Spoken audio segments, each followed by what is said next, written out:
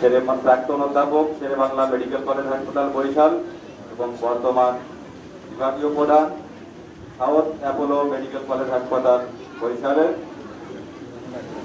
তার নাম অধ্যাপক ডক্টর এস.এম. নজরুল ইসলাম স্যারকে তার মূল্যবান বক্তব্য রাখার জন্য মঞ্চে অনুরোধ করছি।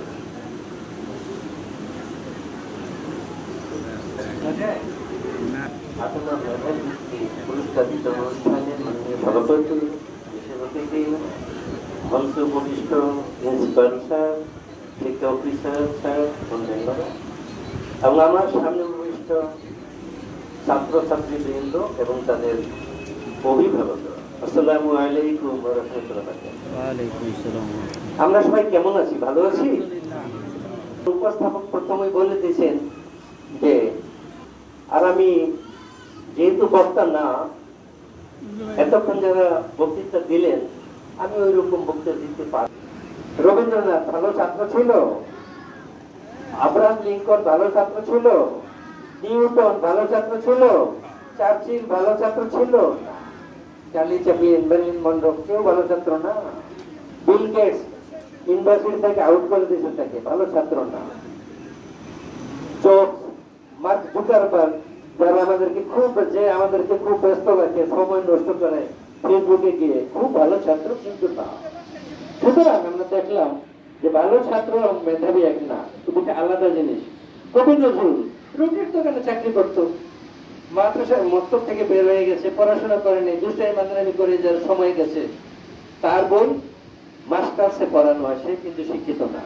রবীন্দ্রনাথ একদমই শিক্ষিত না, কম শিক্ষিত, কালার ব্লাইন্ড, সে সব রং দেখতেও পেত না, কিন্তু নৌকায় বসে এখানে সেখানে যে কবিতা লিখে গেছে, যেই গদ্য লিখে গেছেন, অনেক উপরের শ্রেণীতে পড়ানো হয়। সেরকমই বললাম যে জন মেজর ক্লাস 8 পাস, অথচ ইংল্যান্ডকে সে চালিয়ে গেছে। আব্রাহাম লিঙ্কন সবচেয়ে বেশি ফেল করছে। আব্রাহাম লিঙ্কন, আইনস্টাইন যে কথাই বলতে পারতো না, 4 বছর পর্যন্ত কথা বলতে পারে না, তারপরে 9 বছর যখন তার বয়সে একটু একটু কথা বলতে পারে, ক্লাসে যাওয়ার পরে বলছে, স্যাররা বলছে একে দিয়ে কিছু হবে না। আইনস্টাইন জানেন সে কত বড় বৈজ্ঞানিক, এবং সে নোবেল প্রাইজ পেয়েছিল। যেমন যে ইয়ে ছিল ওয়াটসন, সে হলো কি যে এডিসন কেমন ছিল? ক্লাসে যাওয়ার পরে ব্যাক বেঞ্চের ছাত্র কিছুই পারে না। একদিন টিচার তার মাকে খবর দিলেন, কি জন্যে? ভালো ছাত্র সার্টিফিকেট দেওয়ার জন্যে না, একটা চিঠি লেগে রাখছে যে আপনার এই ছেলেকে দিয়ে আমাদের আর এই স্কুলের দরকার নাই, আপনি আপনার ছেলেকে নিয়ে যান। এইরকম একটা চিঠি লিখে তার মাকে খবর দিচ্ছে। মা গেছে, গিয়ে চিঠিটা নিচে চিঠিটা পড়ছে যে তাকে টিসি দেওয়া হলো, অর্থাৎ ওই বের করে দেওয়া হলো যে আপনার এই ছেলে আমাদের স্কুলে দরকার নাই।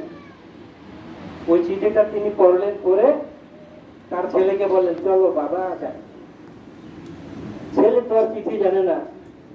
ছেলে তার মাকে বলে, মা কোথায় যাব, এই স্কুলে পড়বো না। তখন তার মা বললেন যে বাবা তুমি এত ব্রিলিয়ান্ট যে এই স্কুলে তোমাকে পড়ানোর মতো কোনো টিচার নাই। ছেলে কিন্তু ভীষণ খুশি, আমি এত ব্রিলিয়ান্ট, আমাকে পড়ানোর মতো কোনো টিচার নাই। তখন তাকে তার মা নিয়ে গেল এবং 12 বছর পর্যন্ত তার মা তাকে পড়ালেখা শেখালেন। সেই এডিশন, এই যে বাল্ব, এগুলো সব অনেক তিনি আবিষ্কার করে গেছেন। তা কি ছাত্র ভালো না, কিন্তু মেধা ছিল। তো এরকম দু জিনিস।